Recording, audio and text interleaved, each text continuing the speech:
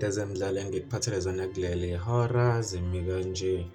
Kusabalala amahebizi ezinkundleni zokuxhumana ukuthi iqembu laphesheya kwezilwandle i-Liverpool ifuna ukusayinisa Mofokeng imthenge ngemali elinganiselwa ku-94 million wamarandi.